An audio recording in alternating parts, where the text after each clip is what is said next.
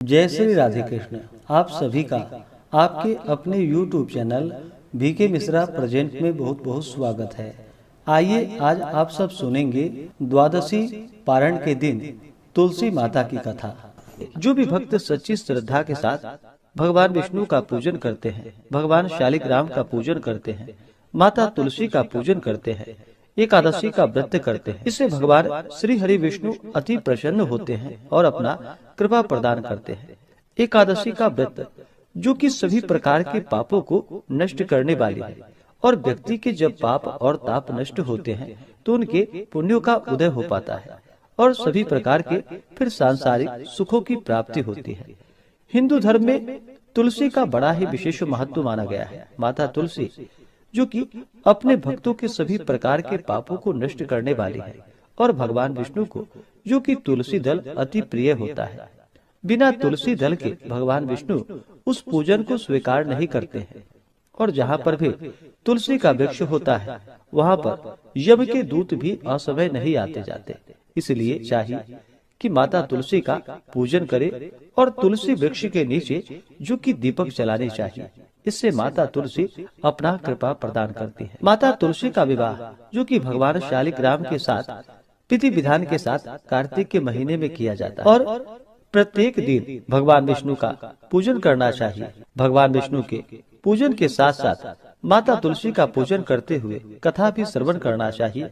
इससे भगवान विष्णु और माता तुलसी का कृपा प्राप्त होता है। तो आइए सुनते हैं द्वादशी पारण के दिन तुलसी माता की कथा। अगर आप एकादशी व्रत द्वादशी पारणा तिथि के दिन ब्राह्मण दक्षिणा, अन्नदान, वस्त्रदान, गौदान आदि के लिए देना चाहते हो तो आप अपनी श्रद्धा और सामर्थ्य के अनुसार हमें डिस्क्रिप्शन में जाकर के वहां से गूगल पे, फोन पे या अकाउंट नंबर के माध्यम से आप अपने श्रद्धा और सामर्थ्य के अनुसार हमें ब्राह्मण दक्षिणा प्रदान कर सकते हैं।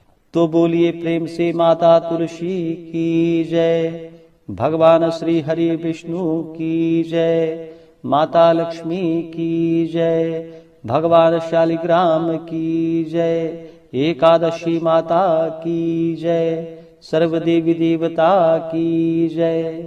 तुलसी से जुड़ी हुई एक कथा जो कि बड़ी ही प्रचलित है। श्रीमद् देवी भागवत पुराण में इनके दिव्य अवतरण की दिव्य लीला कथा भी बताई गई है।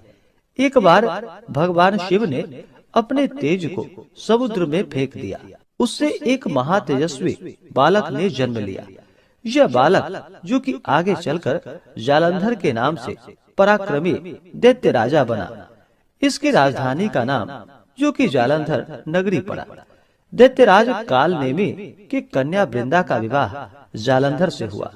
जालंधर जो कि महाराक्षस था, अपनी सत्ता के मद में चूर होकर उसने माता लक्ष्मी को पाने की कामना से युद्ध किया, परंतु समुद्र से ही उत्पन्न होने के कारण माता लक्ष्मी ने उसे अपने भाई के रूप में स्वीकार किया। वहां से फिर पराजित होकर वह माता पार्वती को पाने की लालसा से कैलाश पर्वत पर पहुंच गया। भगवान देवादिदेव शिव का ही रूप धारण कर माता पार्वती के समीप गया, परंतु माता ने अपने योग बल से उसे तुरंत ही पहचान लिया तथा वहां से अंतर ध्यान हो गई। देवी पार्वती ने क्रुद्ध होकर सारा वृतांत भगवान विष्णु को सुनाया। जालंधर की पत्नी वृंदा अत्यंत ही पतिव्रता स्त्री थी। उसी के पतिव्रत धर्म की शक्ति से जालंधर ना तो मारा जाता था और ना ही पराजित होता था। इसलिए जालंधर का नाश करने के लिए वृंदा के पतिव्रत धर्म को भंग करना बहुत ही जरूरी था। इसी कारण भगवान विष्णु ऋषि का वेश धारण कर वन में पहुँचे। वहाँ वृंदा अकेली ही भ्रमण कर रही थी, वहाँ पर घूम रही थी। भगवान के साथ दो मायावी राक्षस भी थे, जिन्हें देखकर वृंदा भयभीत हो गई। ऋषि ने वृंदा के सामने पल में दोनों को भस्म कर दिया।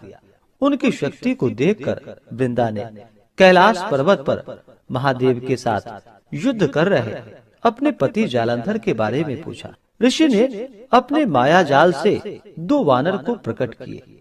एक वानर के हाथ में जालंधर का सिर था तथा दूसरे के हाथ में धड़ था।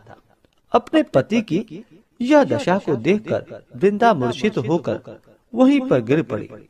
होश में आने पर उन्होंने ऋषि रूपी भगवान से विनती की कि वह उसके पति को जीवित करे।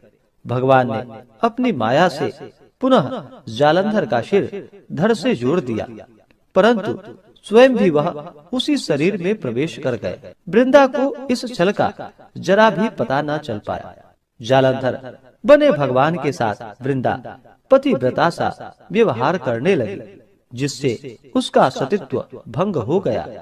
ऐसा होते ही वृंदा का पति जालंधर, जो कि भगवान शिव से युद्ध कर रहा था, वह युद्ध में हार गया और मारा गया।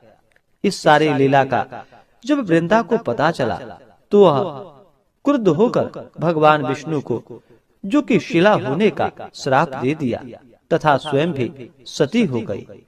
जब वृंदा भस्म हुई, वहाँ पर तुलसी का पौधा उगा। भगवान विष्णु ने वृंदा से कहा कि हे वृंदा, तुम अपने सतीत्व के कारण मुझे लक्ष्मी से भी अधिक प्रिय हो गई हो। अब तुम तुलसी के रूप में सदा ही मेरे साथ रहोगी। जो मनुष्य मेरे शालिग्राम रूप के साथ तुलसी का विवाह करेगा, पूजा करेगा, उसे इस लोक और परलोक में विपुल यश की प्राप्ति होगी। जिस घर में तुलसी होती है, वहाँ पर यम के दूत भी असमय नहीं आ जा सकते।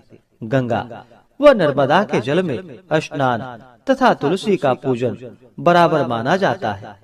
चाहे मनुष्य कितना भी पापी क्यों ना हो, मृत्यु के समय जिसके प्राण मंजरी रहित तुलसी और गंगा जल मुख में रखकर निकल जाते हैं, वह पापों से मुक्त होकर वैकुंठ धाम को प्राप्त होता है।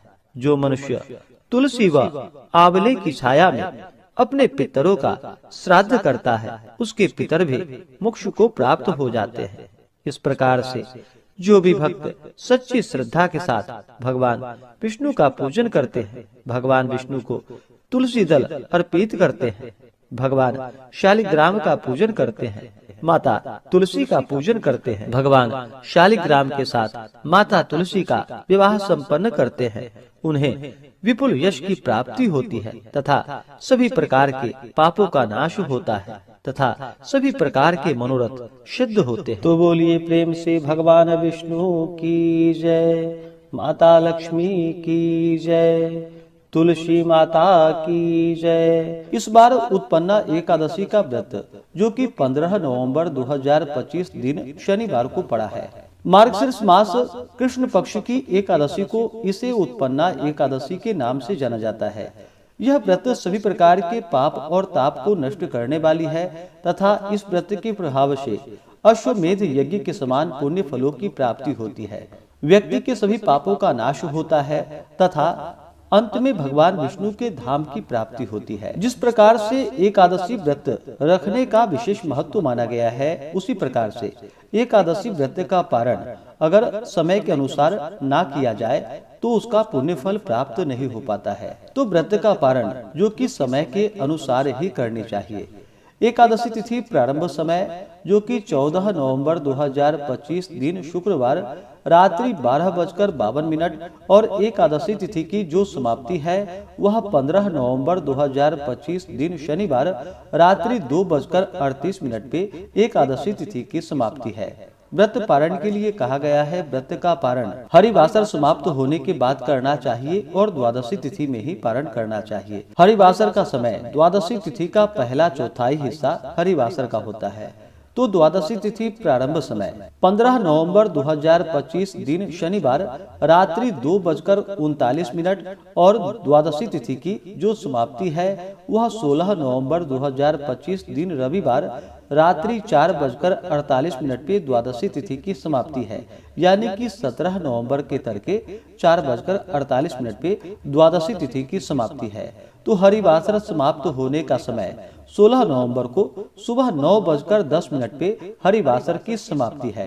तो सुबह के समय में जो कि हरिवासर का समय रहेगा, तो व्रत का पारण 16 नवंबर को दोपहर 1:10 से दोपहर 3:18 तक व्रत का पारण किया जाएगा। उत्पन्ना एकादशी व्रत का पारण गौमूत्रेण पारणम गौमूत्र से व्रत का पारण है। यह संभव ना हो पाए तो आप जल, फल या तुलसी दल से व्रत का पारण करें। इसके बाद आप भोजन आदि ग्रहण कर सकते हैं। पारण के दिन 16 नवंबर को ब्रह्म मुहूर्त का समय सुबह 4:58 से सुबह 5:51 तक होगा। प्रातः काल पूजा का शुभ मुहूर्त सुबह 5:24 से सुबह 6:44 तक होगा। पारण के लिए चाहिए कि द्वादशी तिथि की सुबह उठ करके स्नान करके शुद्ध वस्त्र धारण कर ले, भगवान का पूजन करे, भगवान की आरती कर ले, उसके बाद ब्राह्मणों को भोजन करवाए, ब्राह्मणों को दान और दक्षिणा दे, उसके बाद ही समय के अनुसार व्रत का पारण करना चाहिए। इससे भगवान विष्णु अति प्रसन्न होते हैं, अपने भक्तों के सभी प्रकार के पाप और ताप को नष्ट कर देते हैं, सुख समृद्धि का आशीर्वाद प्रदान करते हैं और अंत में भगवान विष्णु के धाम की प्राप्ति होती है। तो आशा करता हूँ कि यह जानकारी आपको अच्छा लगा हो। इसी प्रकार से ज्ञानवर्धक जानकारियाँ प्राप्त करते रहने के लिए, व्रत पूजा के बारे में जानने के लिए, कथा को सुनने के लिए चैनल पे अगर आप पहली बार आए हैं तो चैनल को लाल बटन दबा करके सब्सक्राइब करें, साथ में बेल आइकन घंटी को दबाएं ताकि आने वाली वीडियो का नोटिफिकेशन आपको समय से मिलता रहे। वीडियो को लाइक करें, शेयर करें, सुखी रहें और स्वस्थ रहें। जय श्री राधे कृष्ण। धन्यवाद।